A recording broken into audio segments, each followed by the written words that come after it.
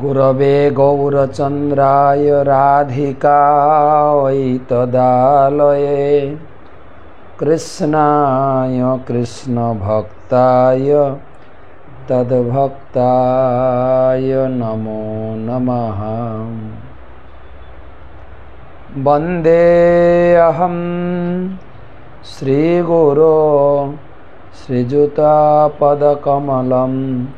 श्रीगुरून् वैष्णवांश्च श्रीरूपं साग्रजातं सहगण रघुनाथान्वितं तं सजीवं साद्वैतं सावधूतं परिजनसहितं कृष्णचैतन्यदेवं श्रीराधाकृष्णपादान् सहगण ललिता श्रीविशाखान्वितांश्च नमः विष्णुपादाय कृष्णप्रेष्ठाय भूतले श्रीमते भक्तिवेदान्त स्वामिनिति नामिने।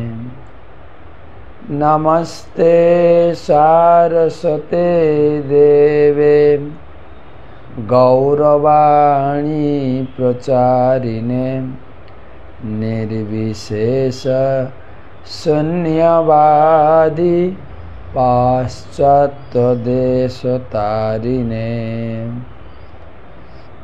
अहो बकीजं स्तनकालकूटं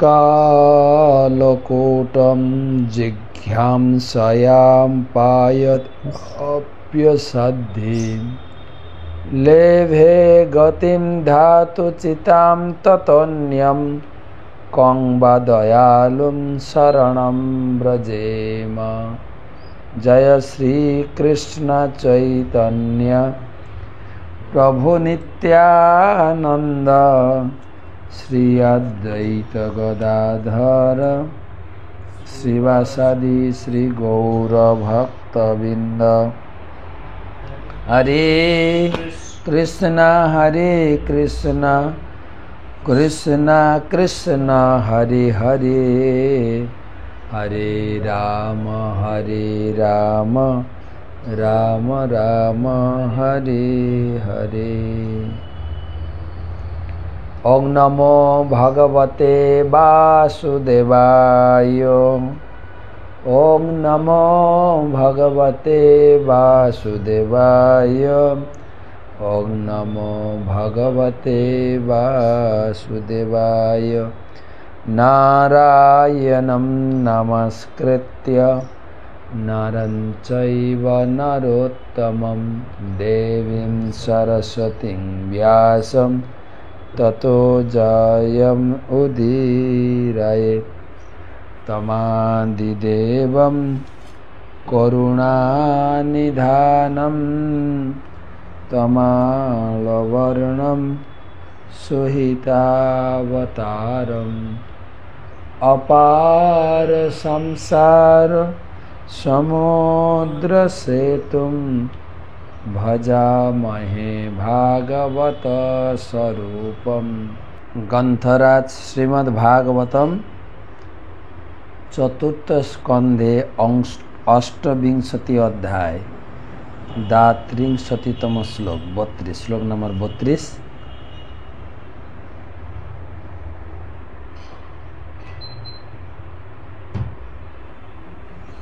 থেকে আলোচনা প্রসঙ্গ সেই পুরঞ্জনের কাহিনী। পুরঞ্জন তিনি বিদর্ভ রাজের কন্যা রূপে জন্মগ্রহণ করেছেন, তার বিয়ে হয়েছে মলয়ধ্বজ রাজার সঙ্গে, সেই প্রসঙ্গ আলোচনা। আজকে 899তম ভাগবত সেমিনার। তো সকলকে জানাই আন্তরিক প্রীতি শুভেচ্ছা এবং অভিনন্দন। গুরুপাদ পদ্মে প্রণাম নিবেদন করে তার আশীর্বাদ প্রার্থনা করি। নম ওং বিষ্ণুপাদায় কৃষ্ণপৃষ্ঠায় ভূতলে শ্রীমতে জয়পতাকা স্বামিনীতি নামিনে। নম আচার্যপাদায় নিতাই কৃপা প্রদায়িনে গৌরকথা ধামদায় নগর গ্রাম।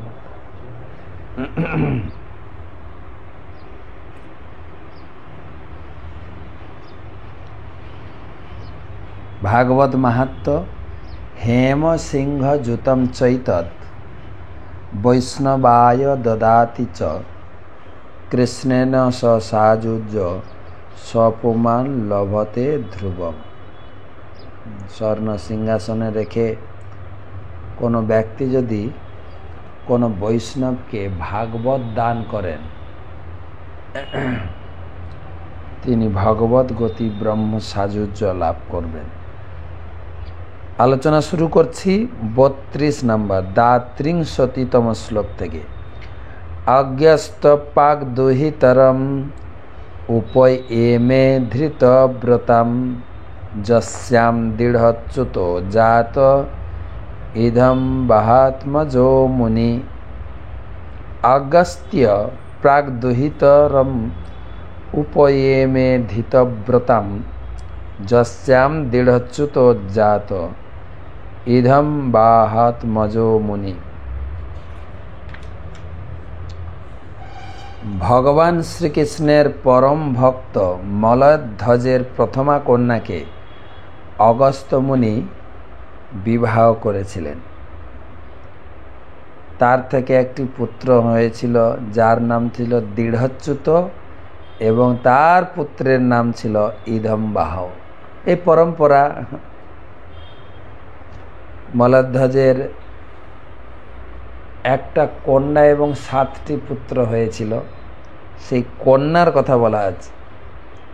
সে কন্যার বিবাহ হলো অগস্ত্য মুনি, তার পুত্র হলো দৃঢ়চ্যুত এবং তার পুত্র দৃঢ়চ্যুতের পুত্র হচ্ছে ইদম্বাহ।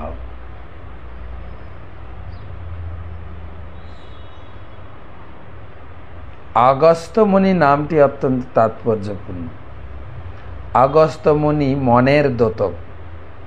অগস্ত্য শব্দটি সূচিত করে যে ইন্দ্রিয়গুলি স্বতন্ত্রভাবে কাজ করতে পারে না, এবং মুনি শব্দটির অর্থ হচ্ছে মন। মন সমস্ত ইন্দ্রিয়ের কেন্দ্র, তাই ইন্দ্রিয়গুলি মন ছাড়া কাজ করতে পারে না। মন যখন ভক্তির পন্থা অবলম্বন করে তখন তা ভগবানের সেবায় যুক্ত হয়।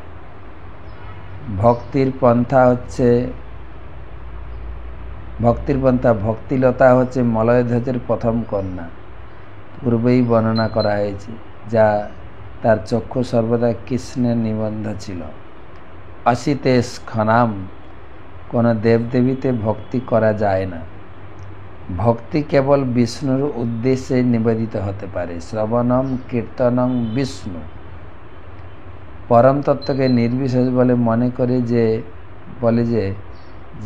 যে কোনো প্রকার পূজা ক্ষেত্রেই ভক্তি প্রযুক্ত হতে পারে। এখানে অনেকগুলো কথা বলা হলো। অগস্ত্য মুনিকে এখানে মনের উপমা দিয়েছেন এবং সেই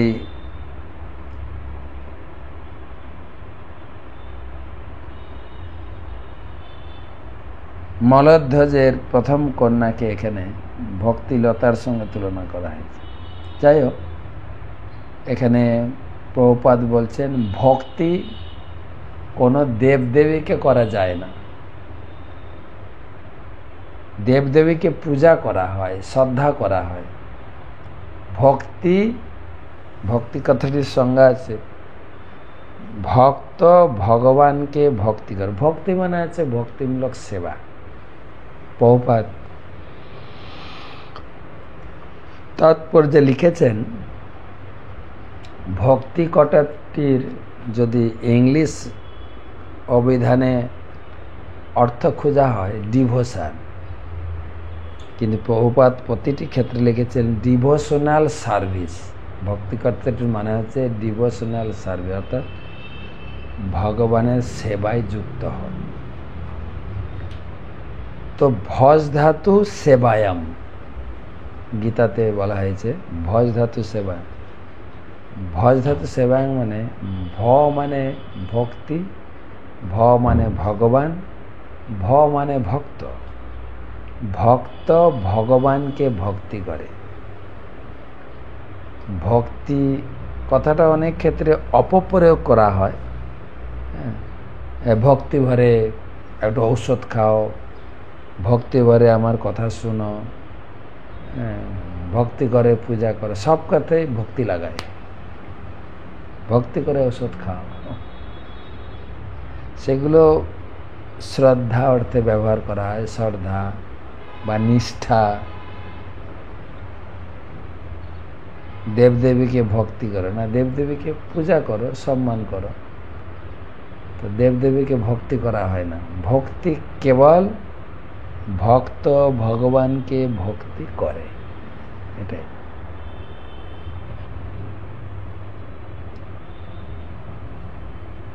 বাস্তবিক পক্ষে কেবল শ্রী বিষ্ণু এবং তার অবতারদেরকেই ভক্তি অর্পণ করা যায়।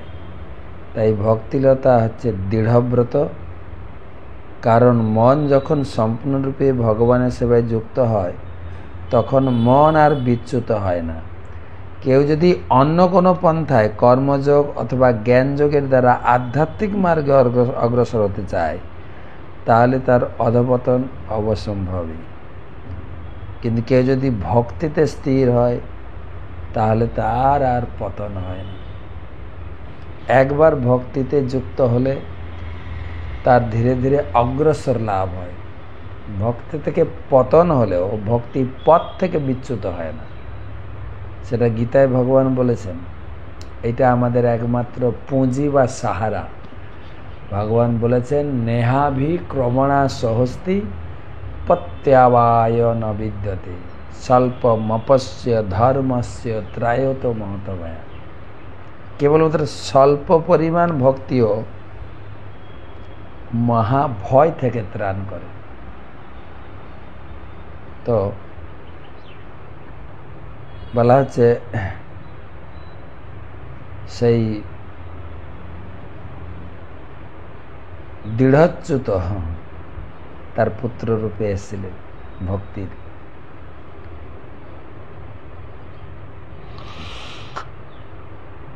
আর একটা প্রভুপাদ এখানে বলছেন জ্ঞান মার্গে বা যোগ মার্গে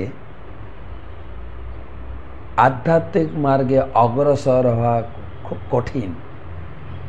কেবল ভক্তি মার্গেই নিশ্চিত পন্থা। ভগবান গীতায় বহু জায়গায় লিখেছেন ভক্তিয়া মাম অভিজানাতি যাবান যস্যাস্মি তত্ত্বত। কেবল ভক্তিয়া মাম অভিজান, ভক্ত কেবল আমাকে জানতে পারে। যাবান যস্যাস্মি তত্ত্বতভাবে জানতে পারে ভক্তির মাধ্যমে।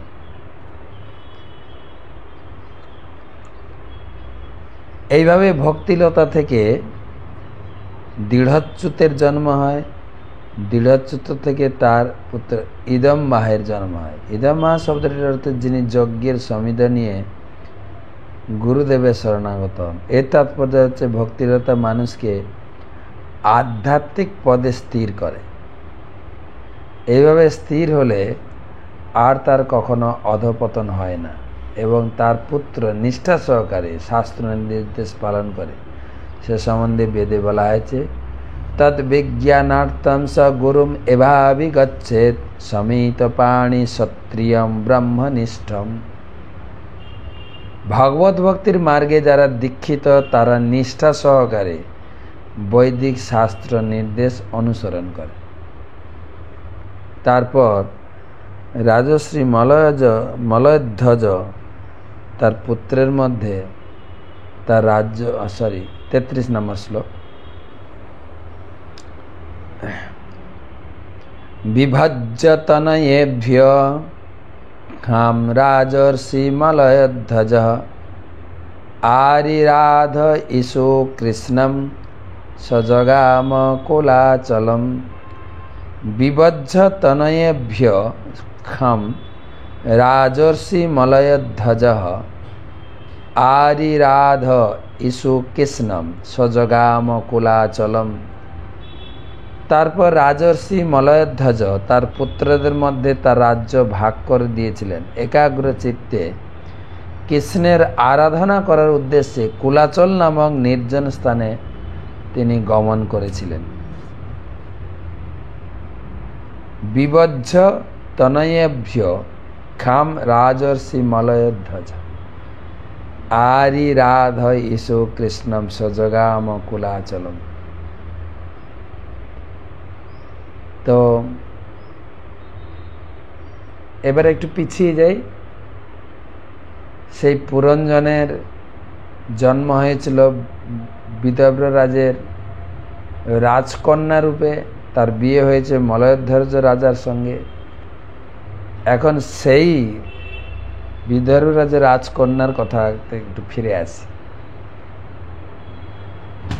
মলয়ধ্বজ রাজা তিনি তার 7 পুত্র ছিল, এর আগের শ্লোকগুলোতে আমরা পড়েছি। তার সমস্ত রাজ্য পাট তিনি ভাগ করে দিয়েছিলেন এবং তিনি বানপ্রস্থ অবলম্বন করেছিলেন। এই সম্বন্ধে প্রভুপাদ কি লিখছেন দেখি, প্রভুপাদের বক্তব্য পড়ি।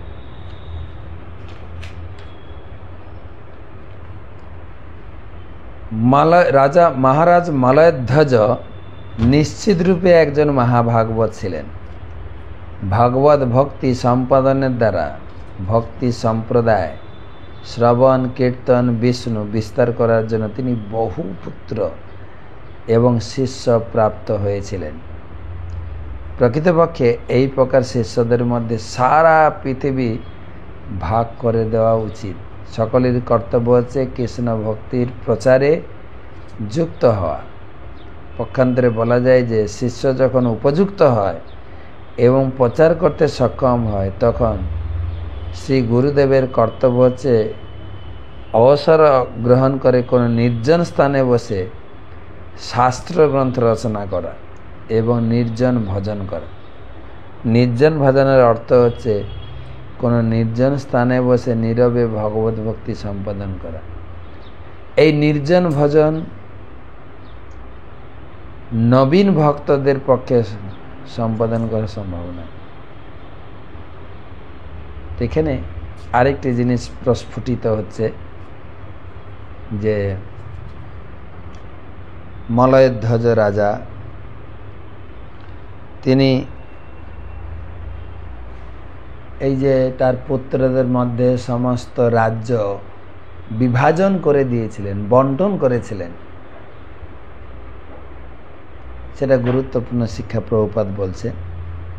প্রত্যেকেরই উচিত একটা সময়ে সংসার থেকে অবসর গ্রহণ করা। দেখেন, অফিস থেকে অবসর দিয়ে দিচ্ছেন। আপনি যত বড় কর্মদক্ষতার ব্যক্তি হোক না কেন, আপনার ঠিক 55 বছর 60 বছর হয়ে গেলে আপনার জন্য একটা বড় করে সেই অফিসে বা কোম্পানিতে উৎসব হবে, আপনার বহুল প্রশংসা হবে।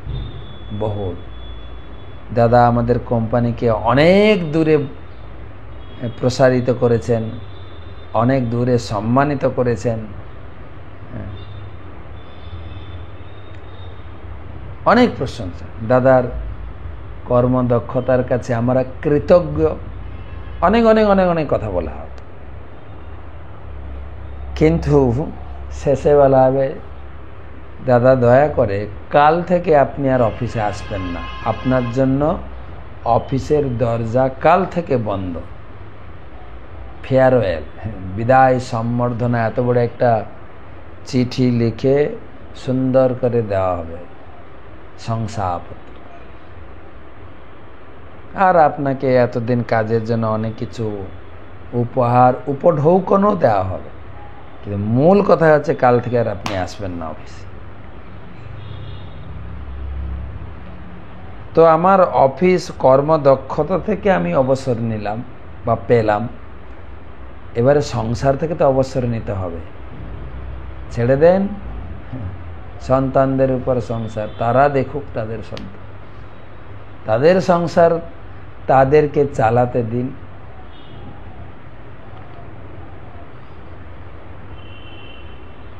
তো এটাই মলদ্ধর যা বা ভাগবতম থেকে অনেক চরিত্রে এই শিক্ষা আমরা অনেক চরিত্রে। সকলেরই কর্তব্য হচ্ছে কৃষ্ণ ভক্তি প্রচারে যুক্ত হওয়া। এখানে বলছেন পুত্র বা শিষ্য যখন উপযুক্ত হয় এবং প্রচার করতে সক্ষম হয়, তখন গুরুদেব অবসর গ্রহণ করে ভজন করবে। নির্জন ভজনের অর্থ হচ্ছে কোন নির্জন স্থানে বসে নীরবে ভগবত ভক্তি সম্পাদন করা। এই নির্জন ভজন নবীন ভক্তদের পক্ষে সম্পাদন করা সম্ভব নয়। ছিল ভক্তি সিদ্ধান্ত সরস্বতী ঠাকুর ভক্তদের নির্জন স্থানে গিয়ে ভজন করার উপদেশ দেননি। এখানে বলা হচ্ছে যে যারা ভগবত ভক্তিতে যুক্ত রয়েছেন তাদেরও যখন তারা বয়স হয়ে যাবে, তারা মলয়ধ্বজ রাজার মতো এই প্রচার কার্য থেকে নিবৃত্তি নিয়ে নির্জনে ভজন করবেন, গ্রন্থ লিখবেন, তার জীবনের উপলব্ধি তিনি ব্যক্ত করবেন, সবাইকে শেয়ার করার জন্য তিনি গ্রন্থ সংকলন করবেন। কিন্তু এটাকে কেন্দ্র করে আমি আবার নিজে যেন মনে না করি যে আমি অনেক সিনিয়র হয়ে গেছি, অনেক প্রচার করেছি, অনেক সেবা করলাম মন্দিরে, এখন আমি অবসর নিয়ে চুপচাপ নির্জন ভজন করব। প্রভুপাদ বলছেন না, তোমার মন এখনো শান্ত হয়নি, এখনো তোমার মন চঞ্চল বশীভূত হয়। তাই তুমি নির্জন ভজনের অনুকরণ করলে এটা বিপদ হয়ে যাবে। দুষ্টু মন তুমি কিসের বৈষ্ণব, প্রতিষ্ঠার তরে নির্জনের ঘরে তব হরি নাম কেবল ক্ষয়িত। হতে পারে আমি অবসর নিয়ে বৃন্দাবন চলে যাব, বসে লক্ষ নাম জপ করব, অনেক লোক আপনাকে বাহবা দেবে, সম্মান দেবে, কিন্তু এগুলো হচ্ছে কৈতব, ছলনা। ভক্তিতে উন্নতি হওয়ার কোনো সম্ভাবনা নেই। এইভাবে ছিল ভক্তি সিদ্ধান্ত ঠাকুর উপদেশ দিয়েছেন যে প্রত্যেক ভক্তের কর্তব্য হচ্ছে সুদক্ষ গুরুদেবের নির্দেশনায় সারা পৃথিবী জুড়ে কৃষ্ণ ভক্তি প্রচার করা। পরিপক্ক অবস্থাতেই কেবল সারা পৃথিবী জুড়ে প্রচার ও অবসর গ্রহণ করে নির্জন স্থানে ভজন করা যায়। এই দৃষ্টান্ত অনুসরণ করে আন্তর্জাতিক কৃষ্ণ ভক্ত সংঘের ভক্তরা এখন পৃথিবীর বিভিন্ন প্রান্তে ভগবানের বাণী প্রচারক রূপে ভগবানের সেবা করছে। এখন তাদের গুরুদেবের সক্রিয় প্রচার কার্যে থেকে অবসর গ্রহণ করতে পারেন। শ্রী গুরুদেবের জীবনের অন্তিম অবস্থায় ভক্তদের কর্তব্য হচ্ছে প্রচার কার্যের দায়িত্ব গ্রহণ করা। এইভাবে গুরুদেব নির্জন স্থানে বসে নির্জন ভজন করতে পারেন। তথাপিও ছিল প্রভুপাদের ক্ষেত্রে বা প্রভুপাদের শিষ্যবর্গ যারা চলে গেছেন বা যারা এখনো আছেন, তারা প্রচার কার্য থেকে এখনো নিবৃত্তি নেন না। কেন? তারা দেখিয়ে যান একদম জীবনের শেষ বয়স পর্যন্ত কিভাবে একদম অ্যাক্টিভভাবে ভগবানের সেবা, ভগবানের নাম প্রচারে। প্রভুপাদ বলেছেন ক্ষত্রিয় যুদ্ধক্ষেত্রেই প্রাণ ত্যাগ করবে। ঠিক সেই রকম যারা ক্ষত্রিয়ের মতো দৃঢ় সংগ্রাম নিয়ে মায়ের বিরুদ্ধে দাঁড়ে দাঁড়ে গিয়ে লোককে কৃষ্ণ ভক্তি জাগরণ করার জন্য সংগ্রাম করে চলেছেন, তারা সংগ্রাম ক্ষেত্রেই মৃত্যুবরণ করে। যেরকম সম্প্রতি আমাদের পরম পূজ্য শ্রীশ্রীমৎ গোপাল কৃষ্ণ গোস্বামী মহারাজ দেহ রাখলেন একদম মিটিংয়ে, ব্যুরো মিটিং হচ্ছিল, ইন্ডিয়ান বোর্ড মিটিং, সেখানেই তিনি অসুস্থ হয়ে হসপিটালে ভর্তি হলেন আর অল্প সময়ের ভিতরে চলে গেলেন।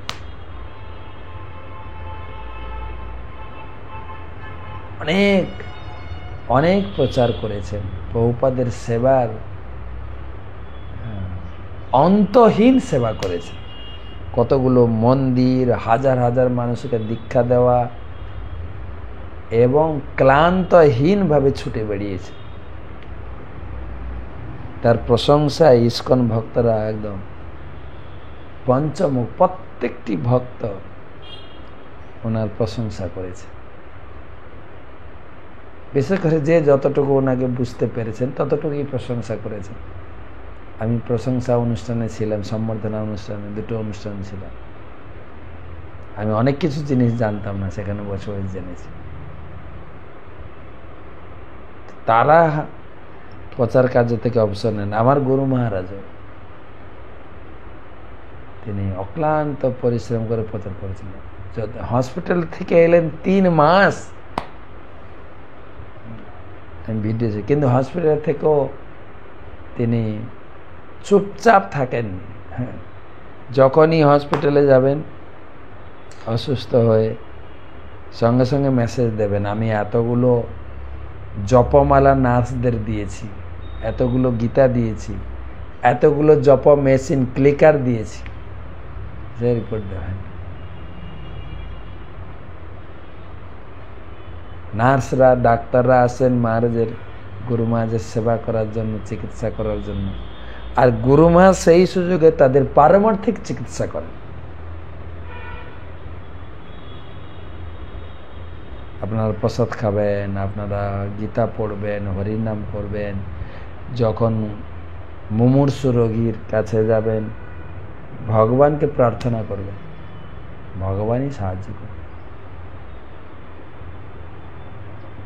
গুরু মহারাজের মিষ্টি মধুর কথায় নার্সরা তাদের কর্মজীবনে অনেকটা শান্তি এবং শরীর জীবনকে শীতলতা অনুভব করে। যখন গুরু মহারাজ সেই কোনো হসপিটালে চিকিৎসাধীন হয়ে যখন চিকিৎসা সম্পূর্ণ করে বেরিয়ে আসেন, নার্সরা রীতিমতো গুরু মহারাজের বিরহ অনুভব করে, তাদের চোখ দিয়ে জল চলে আসে। মহারাজ আপনি আবার আসবেন, আপনার জন্য সেবা করতে পারি। ভক্তরা অনেক সময় রেগে যায়, কি বললেন আবার আসবো, কেন হসপিটালে কেন আসবো, তাদের মনের ভাব ব্যক্ত করে। যাই হোক, মলয়ধ্বজ রাজা এবং বৈদর্ভী মলয়ধ্বজের স্ত্রী, তারা সংসার থেকে বিদায় নিচ্ছেন। এর আগের শ্লোকে 33 শ্লোকে মলয়ধ্বজ রাজার কথা বলে, দেখুন তার স্ত্রীর কথা। হিত্যা গৃহান সুতান ভোগান বৈদর্ভী মদিরেক্ষণা অন্য ধাবত পাণ্ডেশম জ্যোৎস্নেব রজনীকরম। হিত্যা গৃহান সুতান ভোগান বৈদর্ভী মদিরেক্ষণা অন্য ধাবত পাণ্ডেশম জ্যোৎস্নেব রজনীকরম। চন্দ্রিকা যেমন চন্দ্রের অনুগমন করে, তেমনি মদির নয়না বিদর্ভী নন্দনীয় গৃহসুখ, পুত্র এবং ভোগ সামগ্রী আদি পরিত্যাগ করে তার পতির অনুগামিনী হয়ে কুলাচলে গিয়েছিলেন। মলধ্বজ রাজা গেলেন, তার স্ত্রীও সংসারের সমস্ত ভোগ বাসনা পরিত্যাগ করে তিনিও সংসার ছেড়ে বেরিয়ে গেলেন। ঠিক যেমন বানপ্রস্থ আশ্রমে পত্নী পতির অনুগমন করেন, তেমনি শ্রী গুরুদেব যখন নির্জন ভজনের জন্য অবসর গ্রহণ করেন, তখন তার কিছু উন্নত ভক্ত তার সেবা করার উদ্দেশ্যে তার অনুগমন করেন। পক্ষান্তরে বলা যায় যে যারা পারিবারিক জীবনের প্রতি অত্যন্ত আসক্ত, তাদের কর্তব্য হচ্ছে সুত মিত রমণী সমাজে তথাকথিত সুখ পরিত্যাগ করে শ্রী গুরুদেবের সেবা করার জন্য এগিয়ে আসা। এই প্রসঙ্গে ছিল বিশ্বনাথ চক্রবর্তী ঠাকুর গুরবাষ্টকমের একটি শ্লোকে অত্যন্ত তাৎপর্যপূর্ণভাবে বলেছেন, যস্য প্রসাদাৎ ভগবৎ প্রসাদ। শিষ্যের কর্তব্য হচ্ছে সর্বদা মনে রাখা যে শ্রী গুরুদেবের সেবা করার মাধ্যমে তিনি অনায়াসে কৃষ্ণ ভাবনামৃতের পথ অগ্রসর হতে পারেন। ঠিক যেরকম বৈদর্ভী স্বামীর অনুগমন করেছিলেন, শিষ্যের কর্তব্য হচ্ছে, প্রভুপাদ বলছেন, গুরুদেবের পথ অনুগমন করা, প্রতিটা মুহূর্তে গুরুদেবের পথে অনুগমন করা।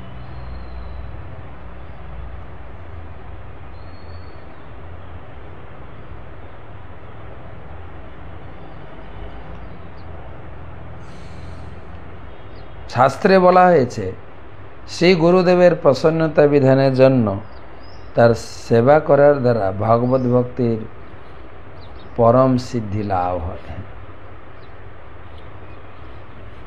এই শাস্ত্র গুরুদেব, গুরু পরম্পরা ধারায় যে গুরুদেব রয়েছেন তার উপরে খুব প্রাধান্য দিয়েছে। বলা হয় ধ্যান মূলম গুরুর মূর্তি, পূজা মূলম গুরুপদম, মন্ত্র মূলম গুরুর বাক্য, মোক্ষ মূলম গুরু কৃপা। অপূর্ব শ্লোক, কিন্তু মুখস্থ করতে পারেন। ধ্যান মূলম, আমি জানি না শ্লোকটি কোথা থেকে নেওয়া হয়েছে, আমি অনেকের প্রবচন থেকে শুনেছি। ধ্যান মূলম গুরুর মূর্তি, সকালে উঠে ধ্যানের একমাত্র বিষয় হচ্ছে গুরুদেবের সে মূর্তি। যদি গুরু পরম্পরা ধারা আপনি দীক্ষিত হয়ে থাকেন, বৈষ্ণব পরম্পরা, আপনার গুরুদেবকে ধ্যান করুন। ধ্যানের মূল বিষয়বস্তু আছে গুরুদেব। ধ্যান মূলম গুরুর মূর্তি, মন্ত্র মূলম গুরুপদ, পূজা মূলম গুরুপদ। পূজা করবেন গুরুপাদ পদ্মে। মন্ত্র মূলম গুরুর বাক্য, গুরুদেব যে উপদেশ দিয়েছেন ওটাই আপনার জীবনের জন্য মন্ত্র। মন্ত্র মূলম গুরুর বাক্য, মোক্ষ মূলম গুরু, গুরু কৃপা হলে আমার মুক্তি হবে নিশ্চিত। তাই এখানে বলছেন শিষ্যের কর্তব্য হচ্ছে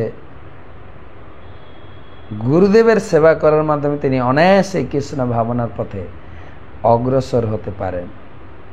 গুরুদেবের প্রসন্নতা বিধানের দ্বারা এবং তার সেবা করার দ্বারা ভগবত ভক্তি পরম সিদ্ধি লাভ করা যায়। এই শ্লোকে মদিরেক্ষণা শব্দটি তাৎপর্যপূর্ণ ছিল। জীব গোস্বামীর তার সন্দর্ভে মন্দির শব্দটি মাধব বলে বর্ণনা করা হয়েছে। যদি কারো চক্ষু ভগবান শ্রী বিগ্রহকে দর্শন করে প্রমত্ত হয়, তাহলে তাকে বলে মদিরেক্ষণ। রানী বৈদর্ভীর চক্ষু অত্যন্ত মোহজনক ছিল। তিনি যেমন তার মন্দিরে ভগবানের শ্রী বিগ্রহ দর্শন করে চক্ষু মদিরেক্ষণ হয়, তখন উন্নত ভক্ত না হলে মন্দিরে শ্রী বিগ্রহে দৃষ্টি নিবেদন করা যায় না। যাই হোক, 34 পর্যন্ত আজকে পড়লাম। অনেকগুলো প্রশ্ন আছে, প্রশ্ন উত্তর করব।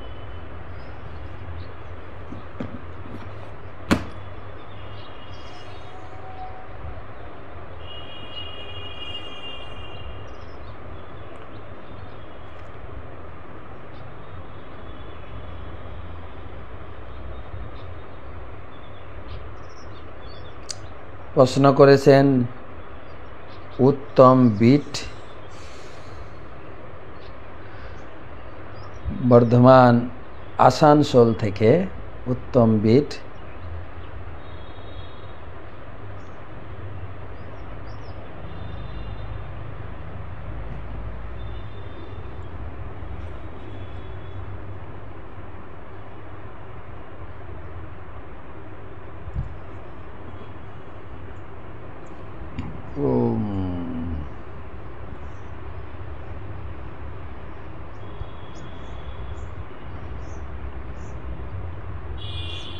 উত্তম বীর, আসানসোল বর্ধমান থেকে। গীতা 4th অষ্টম শ্লোকে 2টি প্রশ্ন। প্রশ্ন হলো, শ্রীকৃষ্ণ স্বয়ং ভগবান, কিন্তু কংস ভগবান নয়। তাহলে কংস কিভাবে জানতে পেরেছিল যে তার ভগিনী দেবকীর গর্ভে শ্রীকৃষ্ণ তাদের সন্তান রূপে জন্ম নেবে? তার দৈববাণী হয়েছিল তো, তিনি তো ভগবান বলে জানতেন না। তিনি জানতো কোনো দেবতা, হয়তো কেন উপর থেকে দৈববাণী হয়েছে, ভগবান থোড়ি জানতেন। দ্বিতীয় প্রশ্ন, ভগবান আদি পুরুষ, তিনি অবতীর্ণ হন তার শুদ্ধ ভক্তদের আরতি হরণ করার জন্য। তাহলে মাতা দেবতী কি শুদ্ধ ভক্ত ছিলেন? শুদ্ধ ভক্ত না, পার্শ্বদ। ভক্ত আলাদা, পার্শ্বদ আলাদা। ভগবানের নিত্য মাতা,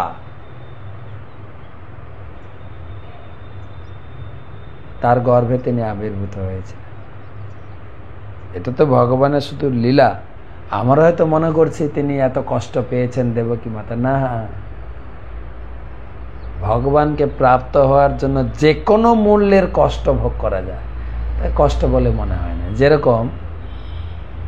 যেরকম উদাহরণ দেওয়া হয়েছে বেদে, স্বর্ণকারের কাছে সোনা ভার লাগে, বলেন? যারা ধনী লোক, ধনের ভার লাগে, প্রচুর টাকা পয়সা বইতে পারছি না, ভার লাগে। মায়ের কাছে শিশু ভার লাগে না, সেই শিশুতে গর্ভ নিয়ে 9 মাস ঘুরে বেরিয়েছে, কত যন্ত্রণা ব্যথা, কিচ্ছুই মনে করেন কেন একটা সন্তান পাবো। সেরকম দেবকীর কোনো কষ্ট হয়নি, দেখানো হয়েছে।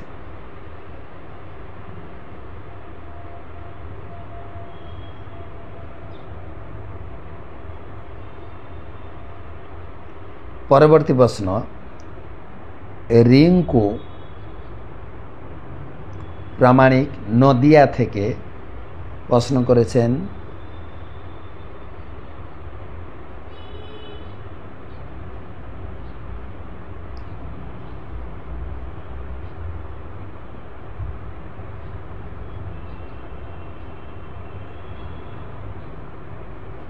জড়জগতে যাতে আসতে না হয় সেজন্য কৃপা করে বলবে। সেটাই তো আলোচনা হচ্ছে। 3টি কাজ করবেন ভক্তি করতে গিয়ে। বলো কৃষ্ণ, ভজ কৃষ্ণ, করো কৃষ্ণ শিক্ষা। কৃষ্ণ নাম জপ, কৃষ্ণ পূজা এবং কৃষ্ণের শিক্ষা, গীতা ভাগবতম পড়বেন। আমার দ্বিতীয় প্রশ্ন, রথে সুভদ্রা রথে 12টি চাকা, কালকে বলেছেন বলরামের রথে 14টি, জগন্নাথের 16টি, সব মিলে 42টি চাকা। এর কোনো তাৎপর্য আছে কিনা? থাকতে পারে, আমার বিস্তারিত জানা নেই। যদি জানতে পারি আমি জানাবো আপনাকে।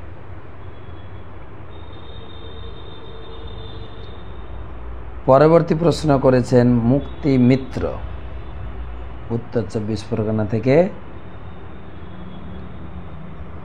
মহারাজ, ভক্তিপূর্ণ প্রণাম গ্রহণ করবেন। আমার একটা প্রশ্ন, আত্মা এক দেহ থেকে অন্য দেহ ধারণ করে, তাহলে মৃত্যুর পর পাপ পুণ্যের ফল কে ভোগ করে? মৃত্যুর পর তার সঙ্গে কি কি যায়? এটা অনেকবার আলোচনা করা হয়েছে। 2টো শরীর, স্থূল শরীর, সূক্ষ্ম শরীর। এই স্থূল শরীর যেটা আমাকে দেখতে পাচ্ছেন, এটা এখানে পড়ে থাকবে, কিন্তু আমার ভিতরে এটা সূক্ষ্ম শরীর যেটা আত্মার সঙ্গে যাবে, সেটা হচ্ছে মন, বুদ্ধি, অহংকার। এবারে পাপ পুণ্যের ফল 2 জায়গায় ভোগ করতে হয়। নরকে কষ্ট ভোগ করতে হয়, আবার জন্মগ্রহণ করে কষ্ট ভোগ করতে হয়। তাই ওখানে যখন কষ্ট ভোগ করতে হয়, এই মন, বুদ্ধি, অহংকার সমন্বিত সূক্ষ্ম শরীরটা ভোগ করে। তার উপরে একটা যাতনা দেহ দেওয়া হয়, ওর উপরে পিটানো হয়। ঠিক আছে, সূক্ষ্ম শরীর ভোগ করে।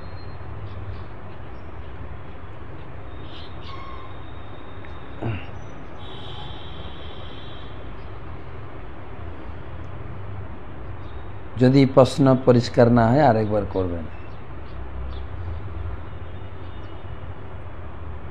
সুপর্ণা মণ্ডল নদিয়া থেকে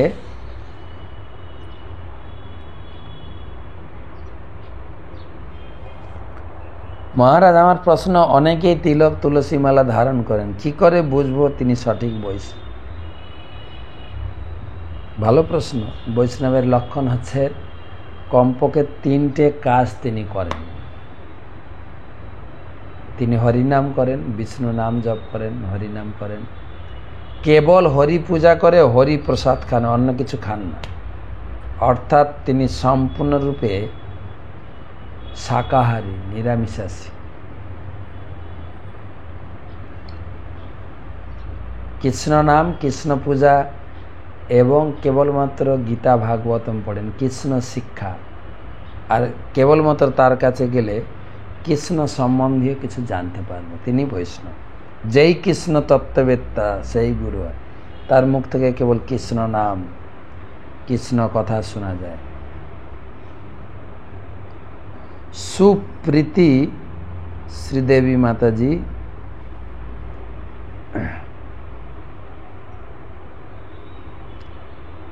উত্তর 24 পরগনা থেকে।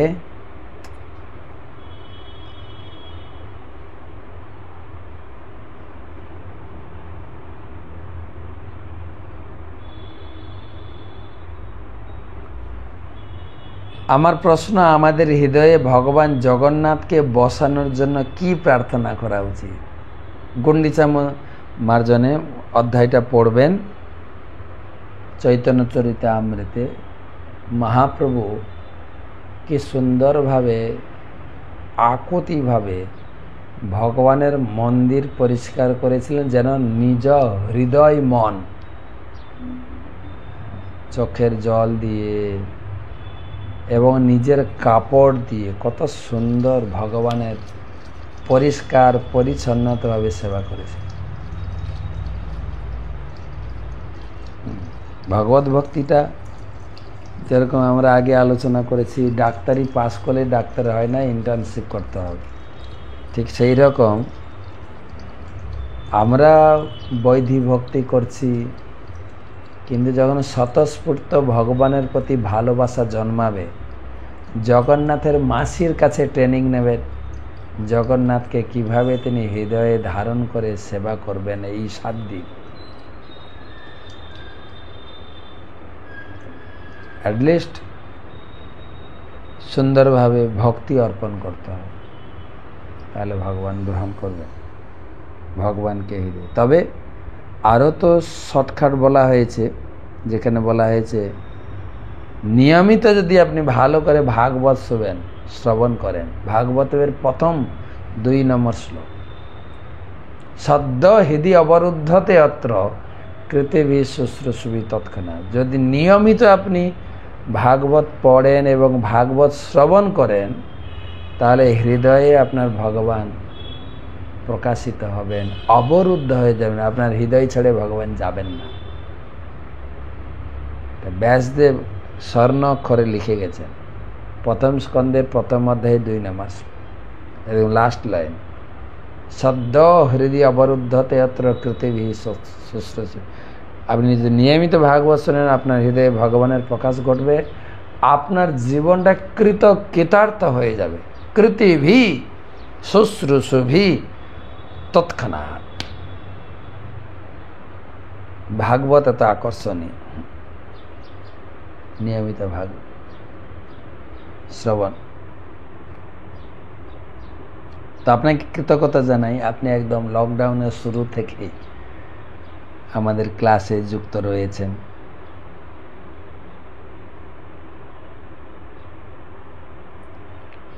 কলকাতা থেকে জয়িতা দাস মাতাজি,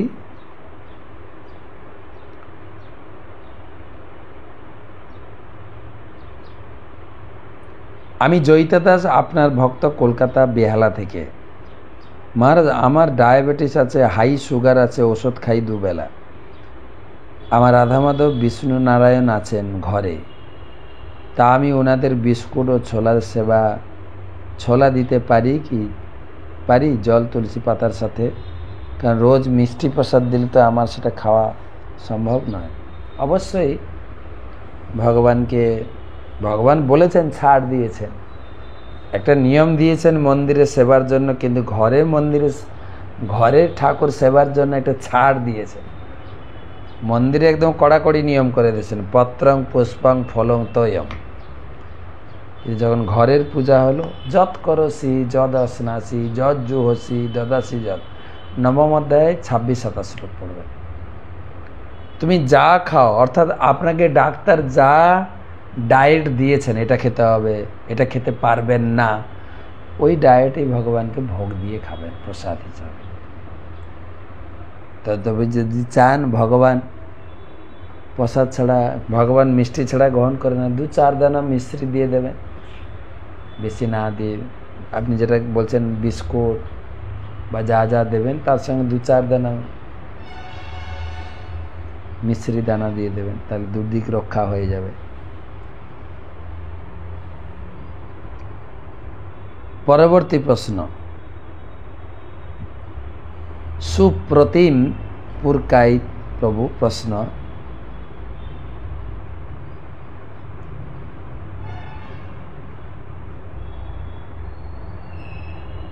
হরে কৃষ্ণ প্রভুজি, দণ্ডবত প্রণাম। বলছি যে আমার মাঝে মাঝে মনে হয় যে পুরীর জগন্নাথ, বলদেব, সুভদ্রা এই 3 বিগ্রহ প্রতি বছর রথ ভাঙা হয় কেন? ফের আবার নতুন রথ তৈরি করা হয় কেন? বলবেন, এটা আমার অনুরোধ। পুরী জগন্নাথ মন্দির চূড়ায় যে পতাকা থাকে সেটা প্রতিদিন কেন পাল্টানো হয়, যদি আপনি বলেন। আপনার একটা অভিযোগ না, জানতে চাইছে। ভগবানকে সবসময় নতুন জিনিস অফারিং করতে হবে। 1 বছর কেন পুরান রথ রাখা হবে? আমরা পেরে উঠি না, তাই সামর্থ্য নেই, তাই একটা রথকে প্রতি বছর ব্যবহার করি। জগন্নাথ তো বিশাল বৈভব, রথ হয়ে যাওয়ার পরে রথের প্রত্যেকটি কাষ্ঠখণ্ড খুলে খুলে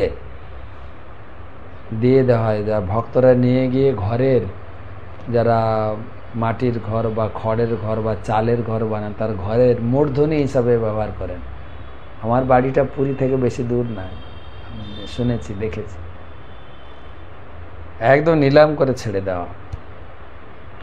শুধু তাই না, যে দড়িটা টানা হয় না, দড়িটা প্রথম রথে দড়ি টানা হয়, বিশাল দড়ি, এত মোটা দড়ি, রথ টানতে টানতে একটু একটু করে দড়ি ছিঁড়ে ছিঁড়ে লোকে নিয়ে যায়। আর শেষে যখন রথ পৌঁছায় পুরীতে, মানে গুন্ডিচাতে, দড়িটা গুছিয়ে, যতটুকু বাঁচে গুছিয়ে রেখে দেওয়া হয়। প্রতিদিন রথ থাকে তো, প্রতিদিন একটু একটু ছিঁড়তে ছিঁড়তে দড়ি শেষ, উল্টো রথে নতুন দড়ি লাগাতে হয়। ভগবানের প্রতি বিশ্বাস, ভগবানের রথের এক টুকরো অংশ পাওয়ার জন্য লোকে তপস্যা করে, অপেক্ষা করে, অনেক প্রার্থনা করে, হাতে পায়ে ধরে পান্ডার কাছ থেকে সংগ্রহ করে। লাস্ট প্রশ্ন,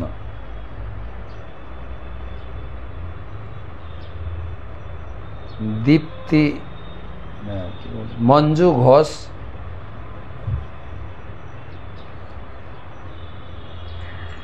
হরে কৃষ্ণ মহারাজ, আপনার রাতুল চরণে শতকোটি প্রণাম। আমি হাওড়া শালকিয়া থেকে মঞ্জু ঘোষ বলছি। মহারাজ, আমার প্রশ্ন, অমৃতময় ক্লাসের জন্য ধন্যবাদ মহারাজ। আমার প্রশ্নটি হলো, ভগবত ভক্তিকে 2টি ভাগে ভাগ করা যায়, বিধিমার্গ আর রাগমার্গ। রাগমার্গ হচ্ছে ভগবানের সখা হওয়া এবং তার কাছে আত্মনিবেদন করা। বিধিমার্গ ভক্তিটা কি মহারাজ? এটাও আমরা বহুবার আলোচনা করেছি, বিধিমার্গ, রাগমার্গ। বিধি মানে বিধি নিষেধ, যেরকম শাস্ত্রের বিধি নিষেধ, আপনার এগুলো খাওয়া যাবে না, এগুলো করা যাবে না, 4 নিয়ম আমরা পালন করছি, 16 মালা জপ করছি। বিধি, মঙ্গল আরতি উঠতে হবে, গুরুদেবের নির্দেশ, শাস্ত্রের নির্দেশ, এটাকে বলে বিধি। এটা করতে হবে, এটা করা যাবে না, বিধি। বিধি বিধি নিষেধ। আর যেন স্বতঃস্ফূর্ত ভগবানের প্রতি ভাব আসবে, সেটাকে বলে রাগ বা আসক্তি। বা নিষ্ঠা। তা আমরা যেটা এখন করছি এটাকে বলে বিধি মার্গ। মালা জপ করতে হবে, ঠাকুর পূজা করতে হবে, ঠাকুরকে ভোগ নিবেদন করে খেতে হবে, এগুলো বিধি। এই করতে করতে স্বতঃস্ফূর্ত ভাব এলে রাগ মাগ। ঠিক আছে, এই পর্যন্ত রাখি। আপনাদের সকলকে কৃতজ্ঞতা ধন্যবাদ জানাই। শুভরাত্রি। হরে কৃষ্ণ।